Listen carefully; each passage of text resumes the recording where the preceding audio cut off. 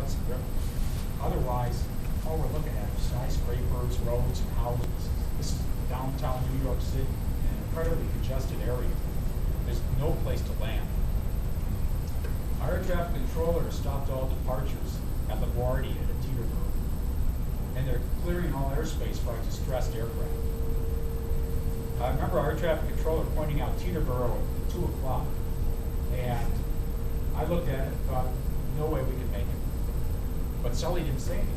And I'm going through my checklists, all of a sudden I realized he didn't say anything.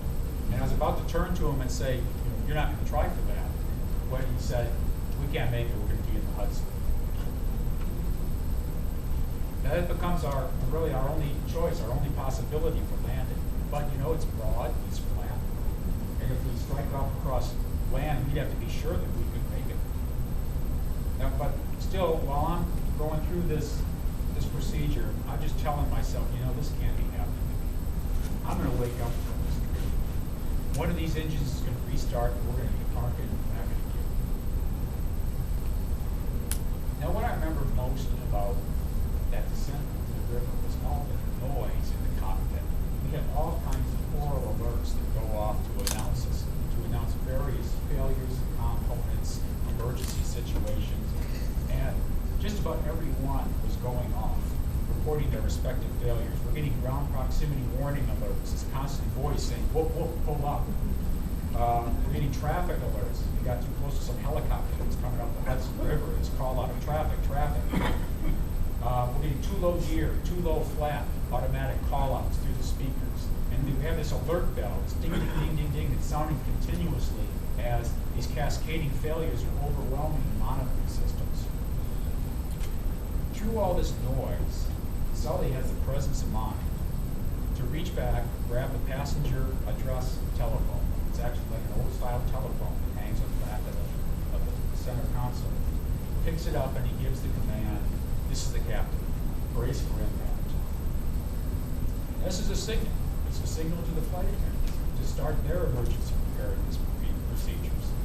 They assume the brace position and they start hollering in unison, brace, brace, heads down, stay down, brace, brace, heads down, stay down, to try to get the passengers in the proper position for crash landing. Now obviously with this, the passengers know that they're not going to be returning to land. And they handled it in a number of ways. Some of them wrote notes that they could leave behind in their shirt pockets. Some of them texted loved ones on the phones that were supposed to be turned off when they left the gate. One passenger showed me his text a year later. It said, plane's going down. I'll always love you. Say goodbye to the years. One passenger that I know had 2 days of bad luck. Just the day before, his wife had been diagnosed with breast cancer. She thankfully is completely recovered. But being a spiritual man, he made a pact with God. And he said, God, if you have to take somebody, please take me. So here it is, less than 24 hours later. And he's in an engineless airplane, plummeting to earth, not knowing what the next few seconds of his life will hold, or how many seconds will be left in that life. And all he could think about was, God, I know we made this pact now, but did it really have to be so soon? Now, up in the cockpit, we have to start slowing the airplane down because we're going too fast.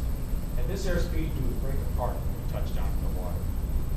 So we put our flaps out and we leave our gear up, and that slows us down to our absolute minimum flying speed to stay in the air, about 135 knots, which is 155 miles an hour.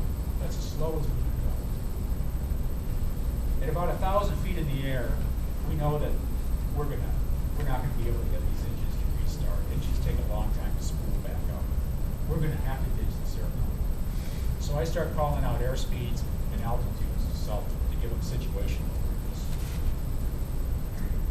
Now, in the back galley is Doreen, our B flight attendant. Just talked to her twice today. She sits back there in this aluminum cocoon, all alone. There's nobody else back there. She'd have to undo her seatbelt even to get up and look out the little porthole. And when she heard the brace for impact command, she knew that she should be doing her job, carrying the passengers. But she also knew that these might be the last few seconds of her life. And if you know Doreen, you know the person that she loves the most in life is her son, Timmy. All I heard about on this 4-day trip up until now was Timmy, Timmy, Timmy. I was surprised when I finally met Timmy to find out that Timmy was 24 years old. But she'd had a fight with him on the phone before, the night before. But when she hung up, she thought, I said I loved him. So that was okay, because the last words that he would hear from his mother is that she loved him. But then she heard somebody screaming. And it was getting louder and it was getting louder. And she thought, who is that? And then she heard the words, and they were saying, brace, brace, heads down, stay down. And she thought, I'm alone back here. I shouldn't be able to hear Sheila and Donna all the way from the front of the airplane. Who's making all that noise? And then she realized that it was her. Even while she was focusing on Timmy and thinking about Timmy, her unconscious mind was telling her to mouth and to voice the commands that she'd been trained to perform for decades. Her truth came to her in her time of need. Now, Sully needs to land this airplane with the wings perfectly level to keep the airplane from carting. But one of the many, many fortunate things about this incident that allowed it to happen was that the river happened to be calm that day. They can actually get pretty high swells in the Hudson River.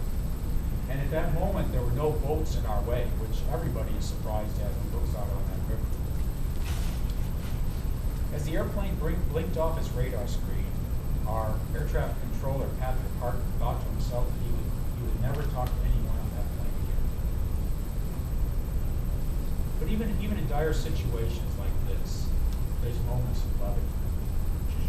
I mentioned earlier that we had the opportunity to go listen to the cockpit voice recorder tape of our own accident, which is something that rarely happens, as you might imagine. The only person people ever get to hear the tape are the accident investigators involved. It's about 3 or 4 people at the National Transportation Safety Board. And of course, we were invited because we were surviving crew members, with our voices, and they couldn't understand some of the things we said.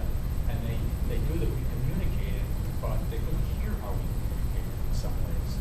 And we didn't have a lot to answers to give them. But one thing we heard that neither of us remembers from the day was right before we're about to touch down in the river. Sully asked me, he says, got any other ideas? And I said, actually, no. I remember this feeling like sinking down into a hole as the skyscrapers rose off of our left and the bluffs of New Jersey off of our right. It was an unusual feeling because normally airports are wide open spaces.